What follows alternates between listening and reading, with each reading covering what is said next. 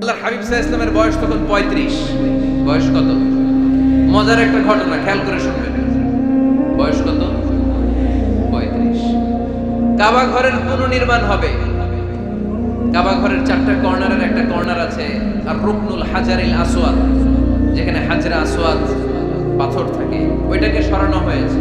এখন কাবা ঘরের নির্মাণ শেষ, ওই হাজরা আসওয়াদ পাথর নিয়ে এটার কর্নারের মধ্যে সেট করা হবে। কিন্তু কে রাখবে? কারণ হাজরা আসওয়াদ তো যেন তেন পাথর নয়, জান্নাতি পাথর। কিয়ামতের দিন এই পাথরের ভেতরে আল্লাহ একটা জিহ্বা দিবে, দুইটা চোখ দিবে। এই পাথর বলবে, আল্লাহ এই লোকগুলো আমারে চুমু দিয়েছিল, এর উসিলায় আজকে তুমি তার জান্নাতে ঢুকায় দাও। এটা অনেক সম্মানিত পাথর, এই পাথরকে বহন করাটাও সম্মানিত। 4 দলের মক্কার 4 নেতা বলে, এই সম্মান আমরা হাতছাড়া করতে চাই না, কেউ এই পাথরে হাত দিতে পারবে না। এক নেতা কয়, আমি নিব, আমি নিয়ে এটা কাবা করে রাখবো। দ্বিতীয় নেতা বলে, না, এই পাথর আমি অন্য কাউরে দেব না, এটা অনেক সম্মানের, অনেক প্রেস্টিজিয়াস ইস্যু, আমি এই পাথরটা হাতে নিয়ে কাবা করে রাখবো। তৃতীয় নেতা বলে, না, রক্তের গঙ্গা বইয়ে দেব, কিন্তু এই পাথর কাউরে দেব না। চতুর্থ নেতা বলে, না, আমি নেব। কিলাকিলি আছে না নাই? পাথর কয়টা? নেতা কয়জন? 4 জন। কিভাবে এই সম্মানিত পাথর নিয়ে সেট করবে? কেউ মীমাংসায় যেতে পারে না। এক মুরব্বী বলে, থাক, আজকের জন্য এখানেই সবার মুলতবি, আগামী দিনে এই মসজিদুল হারামের দরজা দিয়ে প্রথম যে ঢুকবে সে সিদ্ধান্ত দিবে। আল্লাহর মেহেরবানি, এর পরের দিন এই পথ দিয়ে ছুটে এসেছে বিশ্বনবী মুহাম্মদ। সুবহানাল্লাহ পড়বেন না? সুবহানাল্লাহ পড়েন আওয়াজ করে। কামলিওয়ালা নবী প্রথম আসলেন, সবাই খুশি, জামিন রাদিনা বি। আরে আলামিন আসছে, আলামিন আসছে। সবাই বিশ্বনবীকে বললেন, এই এই ঘটনা। কেউ তো পাথর ছাড়তে চায় না। পাথর হইল একটা, নেতা কয়টা? এখন কে এই পাথর নিয়ে রাখবে? এই নিয়ে মারামারি। আল্লাহর হাবিব সাল্লাল্লাহু আলাইহি ওয়াসাল্লাম বললেন, যাই, হালুম্মা ইলাইয়া সাওবান, একটা কাপড় নিয়ে আসো, আমি এখনই সলিউশন করে দিচ্ছি। সুবহানাল্লাহ নাই? কাপড় নিয়ে আসা হলো। বিশ্বনবী বললেন, কই পাথর? সবাই বলল, এই পাথর। আল্লাহর হাবিব সাল্লাল্লাহু আলাইহি ওয়াসাল্লাম মোবারক হাত দিয়ে পাথরটা তুললেন। 4 নেতারে বললেন, ও 4 নেতা, কাপড়ের 4 কর্নারে তোমরা ধরো। 4 নেতা কাপড়ের 4 কর্নারের মধ্যে ধরলো। বিশ্বনবী নিজ হাতে পাথরটা নিয়ে কাপড়ের মাঝখানে রেখে দিলেন। এবার বিশ্বনবী আগে আগে যায়। 4 নেতারে বললেন, 4 কর্নার ধরে পাথরটা নিয়ে আমার পেছনে পেছনে আসো। কাবার কাছে যে বিশ্বনবী আবার নিজ হাতে পাথরটা তুললেন, আবার নিজ হাতে কাবার ভেতরে রেখে দিলেন। পড়েন সুবহানাল্লাহ। সম্মান আসলে 4 নেতার দিকে যায় নাই, সম্মান গিয়েছে বিশ্বনবীর দিকে। এতক্ষণ কাউরে দিবে না, এখন কেউই ধরতে পারে নাই, তারপরেও খুশি। সুবহানাল্লাহ কইবেন না? প্রথমে যে হাজরা আসওয়াদ পাথর ধরছে কে? বিশ্বনবী। কাপড়ে রাখছে কে? বিশ্বনবী। আবার কাপড় থেকে উঠিয়ে হাজরা আসওয়াদের পাথরটারে কাবার ভেতরে ঢুকাইছে কে? সুবহানাল্লাহ কইবেন না? সব সম্মান গেল বিশ্বনবীর হাতে, সব স্টেটাস গেল বিশ্বনবীর হাতে। 4 নেতা কাপড়ের কিনারা ধইরাই খুশি। এইটাই করে নেতৃত্বের গুণাবলী। চিল্লায় বলো ঠিক কিনা? কনফ্লিক্ট রিজলভিং অ্যাবিলিটি, বিরোধ নিষ্পত্তি করার কোয়ালিটি থাকা যায়, তবেই তিনি নেতা। কি কারিশমা দেখছেন? What a charismatic leader. এতক্ষণ রক্তের বন্যা বইয়ে দিবে, কাউরে দিবে না পাথর। এখন কেউই ধরতে পারে নাই, কিন্তু স্লোগান দিতেছে জিন্দাবাদ। আসরা নাই? নেতা হইলে এরকম নেতা হইতে হবে। মদিনাতে আউস আর খাজরাজ গোত্রের যুদ্ধ 120 বছর। কয় বছর? কেউ থামাতে পারে না, রক্তক্ষয়ী যুদ্ধ। আল্লাহর হাবিব সাল্লাল্লাহু আলাইহি ওয়াসাল্লাম মক্কা থেকে মদিনায় এসে 7 দিনের ব্যবধানে 120 বছরের যুদ্ধ থামাইয়ে দিলেন। এতদিন এই গোত্রের লোকের সাথে এই গোত্রের কোনো বিয়ে নাই, এই গোত্রের লোকের সাথে এই গোত্রের কোনো অর্থনৈতিক লেনদেন নাই। বিশ্বনবী যখন আউস খাজরাজের যুদ্ধ থামিয়ে দিলেন, মদিনাতে আনন্দের ধুম পড়ে গেল। নতুন নতুন উৎসবের ধুম পড়ে গেল। সব ভাই ভাই। নেতা হইলে এরকম নেতা হইতে হবে, কোনো মারামারি থাকতে পারবে না সমাজে। চিল্লা এখন ঠিক কিনা? নেতা আসলেই সমাধান, নেতা আসলেই। সহিহ বুখারীতে একটা কিতাব আছে, কিতাবুস সুলহ, মীমাংসার অধ্যায়। একটা বাব আছে, বাবু কওলিল ইমামি লি আসহাবিহি ইযহাবু বিনা নুসলিহ বাইনাহুম। ইমাম সাহেবের এই কথা যে আমাদেরকে নিয়ে চলো, আমরা মিলাই দেব, এটা আল্লাহ রাসূল সাল্লাল্লাহু আলাইহি ওয়াসাল্লামের একটা বিখ্যাত ডায়ালগ। ডায়ালগটা কি? খেয়াল করে শুনেন। যুদ্ধ, মারামারি আর ঝগড়া শুনলেই আল্লাহ রাসূল সাল্লাল্লাহু আলাইহি ওয়াসাল্লাম বলতেন, ইযহাবু বিনা নুসলিহ বাইনাহুম, আরে আমরা আছি, আম করে নিয়ে যাও, আমরা মিলাই দেব। মারামারি দেখলে বিশ্বনবী মিলাই দিতেন। আল্লাহর হাবিব সাল্লাল্লাহু আলাইহি ওয়াসাল্লাম বলতেন, আলা উখবিরুকুম বিআফদালি দারাজাতিন মিনাস সালাতি ওয়াস সিয়ামি ওয়ান নুসুক, রোজা, নামাজ, সালাতের চেয়ে বড় একটা সওয়াবের কাজ আছে, ওটা কি আমি তোমাদের বলবো না? সাহাবারা বললেন, সেটা আবার কি? বিশ্বনবী বললেন, ইসলাহু যাতিল বাইন, দুইজন ঝগড়া করতেছে, তুমি ঝগড়া না লাগায় দিয়ে মিলাই দিবা, এর চেয়ে ভালো কাজ হয় না। জোরে কোন ঠিক কি না? সবচেয়ে শ্রেষ্ঠ কাজ। নোয়াখালীতে আগুন লাগলে আপনারা কি দিয়ে নিবা? কি দিদায়? পানি। অনেক ওই জায়গায় তেল না, জ্বলতেছে কি আগুন, আগুন নিবানোর জন্য ঢালবেন কি? অনেকে ঢালে কি? না, আপনি থামায় দিবেন, মিলাই দিবেন। আপনার জন্য ভালো জিনিস মিলাই দিবে কে? 7 নাম্বার, ফারসাইটেডনেস, দূরদৃষ্টিতা, ভিশনারি অ্যাটিটিউড, ফিউচারিস্টিক। নেতা অনেক দূর দেখতে পায়, তিনি দূরদর্শী। কর্মী যত দূর দেখে, নেতাও যদি তত দূর দেখে, দেশ চলবে? কথা বলেন। কর্মী যদি দেখে 500 মিটার, নেতার দেখতে হবে কয় মিটার? 1000 মিটার। কর্মী যদি দেখতে পায় 1000 মিটার, নেতার দেখতে হবে কয় হাজার মিটার? 2000 মিটার। কারণ নেতা হবে ফিউচারিস্টিক, ভিশনারি, স্বপ্নবাজ, স্বপ্নচারী। নেতাকে স্বপ্ন দেখতে হয়, ওই স্বপ্ন জাতিকে দেখাতে হয়। চিল্লায় বলেন ঠিক কি না? মানুষ তার স্বপ্নের সমান বড়। আপনি কত বড় আপনার স্বপ্ন শুনলে বোঝা যাবে। স্বপ্ন সেটা না যেটা মানুষ ঘুমিয়ে ঘুমিয়ে দেখে, স্বপ্ন সেটা যেটা অর্জনের আকাঙ্ক্ষা মানুষকে ঘুমাতে দেয় না। আল্লাহর হাবিব সাল্লাল্লাহু আলাইহি ওয়াসাল্লাম স্বপ্ন দেখিয়েছেন সাহাবাদেরকে, বিশ্ব বিজয়ের স্বপ্ন, ইসলামকে বিজয়ী শক্তি হিসেবে দেখার স্বপ্ন। চিল্লায় বলেন ঠিক কি না? আল্লাহর হাবিব বলতেন, ইন্নাল্লাহা জাওয়ালি আল আরদা ফারাআইতু মাশারিকাহা ওয়া মাগারিবাহা। আল্লাহ তাআলা গোটা বিশ্বটাকে ছোট্ট করে আমার সামনে দেখিয়েছে। আমি ফুটবলের সাইজের এই পৃথিবীর প্রাচ্য পাশ্চাত্য, ডানে বায়ে সামনে পেছনে সবটাই দেখেছি। ওয়া ইন্না মুলকা উম্মতি সায়াবলুগু মা সুবিয়ালি। যত দূর আল্লাহ আমারে দেখিয়েছে, তত জায়গায় লা ইলাহার পতাকা পথ করে একদিন উড়বে।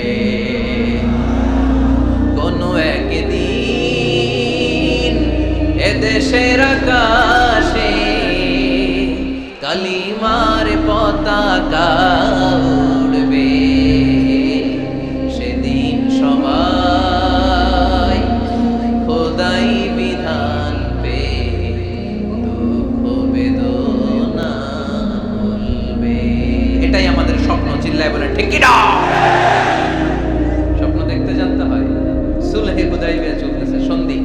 1400 সাহাবা নিয়ে বিশ্বনবী মক্কায় আসলেন উমরা করতে। কাফেররা বলে গো ব্যাক, অ্যাবাউট টার্ন, ফিরে যাও, হবে না। আল্লাহ রাসূল সাল্লাল্লাহু আলাইহি ওয়াসাল্লাম অনুরোধ করলেন, দাও না, উমরার নিয়ত করে এসেছি। ইজার আর রেদা পড়ে কাফেররা বলে না, আগামী বছর, এই বছর হবে না, চুক্তি করো। চুক্তির মধ্যে লেখা হলো মা খাবা আলাইহি মুহাম্মাদুর রাসূলুল্লাহ। ঠিক আছে, চুক্তি 10 বছরের, মুহাম্মদ রাসূল সাল্লাল্লাহু আলাইহি ওয়াসাল্লামের পক্ষ থেকে চুক্তি। কাফেররা বলে না, আমরা তো তোমার রাসূলুল্লাহ মানি না। তোমার রাসূলুল্লাহ মানলে তো মা সাদাতনাকা আলা শাই, তোমার সাথে কোনো ঝগড়াই নেই, রাসূলুল্লাহ কার। সাহাবীরা তেড়ে উঠলেন। ওমরে ফারুক বলেন, মুখ সামলে কথা বল। সুহাইল ইবনে আমির, তোর জিহ্বাটা আমি টেনে ছেড়ে ফেলবো, সাবধান। আমার নবী শেষ নবী, শেষ রাসূল মুহাম্মদ রাসূলুল্লাহ কাটার ক্ষমতা কারো নাই। আমি ওমর বেঁচে থাকলে কেউ কাটতে পারবে না। বিশ্বনবী বললেন, ওমর সরে যাও, কেটে দাও। সুবহানাল্লাহ কইবেন না? মুহাম্মদ রাসূলুল্লাহ কাফেররা মানে না। কাফেররা কয় তুমি লেখো মুহাম্মদ ইবনে আব্দুল্লাহ, আব্দুল্লাহর বেটা মুহাম্মদ। কারণ মুহাম্মদ রাসূলুল্লাহ যদি এই সন্ধিতে থাকে, চুক্তিটার নিচে আমরা সিগনেচার করি, তার মানে এটাই প্রমাণ হয়ে যায় আমি তোমাকে রাসূল বলে মানি। আমরা কাফেররা তোমাকে রাসূল বলে মেনে নিয়েছি। নো, তোমার রাসূল বইরা মানলে তো খেলা এখানেই শেষ। কাটো, রাসূলুল্লাহ লেখা যাবে না, লিখতে হবে আব্দুল্লাহর বেটা মুহাম্মদ। কোন সাহাবারা রাজি হয় না। কথা শুনতেছেন? সাহাবারা বলে রক্তক্ষয়ী যুদ্ধ হবে, আমার নবীর নামের পরে রাসূলুল্লাহ লিখতেই হবে। বিশ্বনবী বললেন, কেটে দাও। কারণ সাহাবারা দেখতেছে এতটুকু, বিশ্বনবী দেখে অতটুকু। বিশ্বনবী অন্য প্ল্যানে আগাচ্ছেন। বিশ্বনবী ভাবলেন 10 বছরের যুদ্ধ বিরতি যদি হয়ে যায়, আমি আমার লোকদেরকে ঠিক করব। আমি তারবিয়া, তালিম, তাহজিব, তামাদ্দুন দিয়ে মদিনাটাকে একটা কল্যাণ রাষ্ট্রে পরিণত করব। আমি আমার ফোর্সকে সাজাবো, আমি আমার সাহাবাদেরকে প্রশিক্ষিত করব। এই 10 বছরের ব্যবধানে আমি গোটা বিশ্বকে ঝাঁকি মেরে কাঁপিয়ে দেব। কিন্তু সাহাবারা পড়ে আছে রাসূলুল্লাহর মধ্যে। সাহাবারা পরে আছে কই? সাহাবারা এর চেয়ে বেশি ভাবতে পারতেছে না। সাহাবারা বলে রাসূলুল্লাহ কাটা যাবে না, বিশ্বনবী বলেন কেটে দাও। তার মানে নেতা কর্মী যদি দেখে 500 মিটার, নেতার দেখতে হবে 1000 মিটার। চিল্লায় বলেন ঠিক কি না? নেতার 9 নাম্বার গুণাবলী, a leader should be very strategic. নেতাকে কৌশলী হতে হয়। কৌশল না জানলে উনি নেতা হতে পারে? বলেন। ডিপ্লোম্যাটিক কোয়ালিটি, কূটনীতি যদি না জানা থাকে নেতা হইতে পারবে? আল্লাহর হাবিব সাল্লাল্লাহু আলাইহি ওয়াসাল্লামের মতো বড় কূটনীতিবিদ পৃথিবী দেখেছে? কথা কর না কেন? দেখেন কি ধরনের স্ট্র্যাটেজি আমার নবী ফলো করতেন। আমার নবী যদি যুদ্ধ করতে কোথাও যেতেন, অ্যাটাক করবেন ডান দিকে, অ্যাটাক করবেন কোন দিকে? খায়বার অ্যাটাক করবেন, খায়বার ডানে। বিশ্বনবী বের হতেন মদিনার বাম দিক দিয়ে। যাবেন কই? ডানে। আওয়াজ করে বলেন যাবে কই? কিন্তু মদিনা থেকে বের হইতেন কোন দিক দিয়ে? বাম দিক দিয়ে। লোকেশন আর ডাইরেকশন কখনো কারোর সাথে শেয়ার করতেন না। উনি কই যাচ্ছে কেউ বুঝতো না। বাম দিক দিয়ে বের হয়ে অনেক ঘুরে তারপরে ডান দিকে যেতেন। সুবহানাল্লাহ পড়বেন না? অ্যাটাক করার সময় 3টা অপশন দিতেন, choose any of the options. যে বলতেন নাম্বার 1 আসলিম তাসলাম, ইসলাম মানো, ভাই ভাই আমার হৃদয়ে চলে আসো, তোমরাও ভাই আমরাও ভাই, দুনিয়া তো শান্তি আখিরাতেও শান্তি। এটা যদি ভালো না লাগে, option 2 you pay the tax, we provide you the security. তোমরা ট্যাক্স দিবা, আমরা তোমাদেরকে সিকিউরিটি দেব। ইয়াতুনা আল জিজিয়াতা আন ইয়াদিন ওয়া হুম সাগিরুন, তোমরা জিজিয়া দিবা, আমরা সিকিউরিটি দেব। প্রথম অপশন মুসলমান হইলা না, আমাদের ভাইও হইলা না।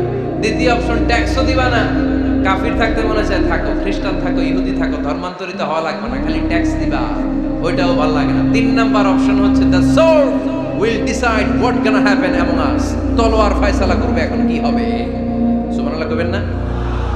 প্রথমেই যে কোথাও অ্যাটাক করতেন বিশ্বনবী, সবসময় ডিফেন্সিভ মোডে থাকতেন, আত্মরক্ষার মোডে থাকতেন। আক্রমণ করা হলে মেনে নিতেন, ধৈর্য ধারণ করতেন। ধৈর্যের সীমা যখন ছাড়িয়ে যেত তখন বিশ্বনবী হাত তুলতেন, চিল্লায় বলেন ঠিক কি না? যুদ্ধের ময়দানেও যখন সেনাপতি পাঠাতেন বলতেন খবরদার নারীদের গায়ে হাত তুলো না, বৃদ্ধাদেরকে মেরো না, শিশুদেরকে মেরো না, ওই এলাকার পাদ্রীদের গায়ে হাত তুলো না, ওই এলাকার গবাদি পশুগুলোকে হত্যা করো না, গাছপালাগুলো ধ্বংস করো না। তোমাদের বিরোধী যোদ্ধারাও যদি তলোয়ার রেখে দিয়ে হাত তুলে বলে আল আমান, সিকিউরিটি সিকিউরিটি, আমরা আমান চাই, নিরাপত্তা চাই, তাকেও মেরো না।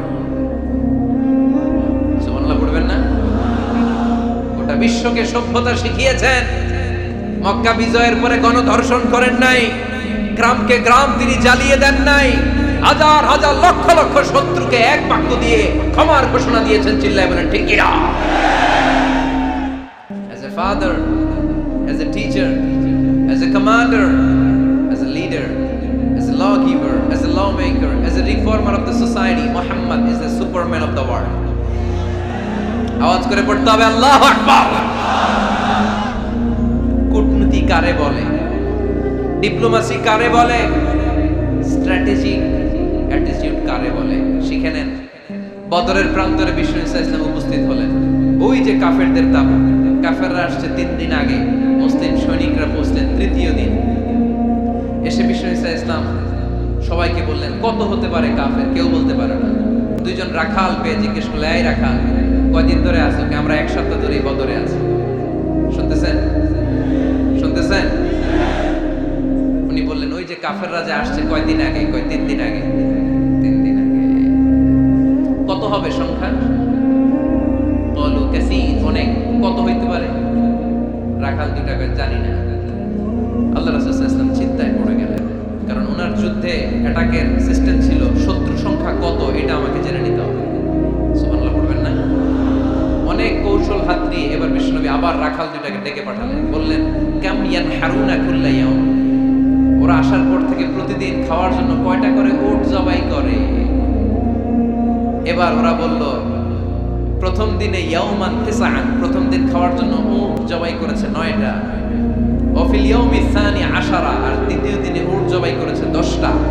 বিশ্বনবী বললেন তাই ইদান আল কওমু মা বাইনা 900 ওয়াল আলফ, তাহলে কাফেররা 900 থেকে 1000 এর মধ্যে হবে। কত ছিল কাফেরের সংখ্যা? বদরের যুদ্ধে কাফেরের সংখ্যা ছিল কত? 1000।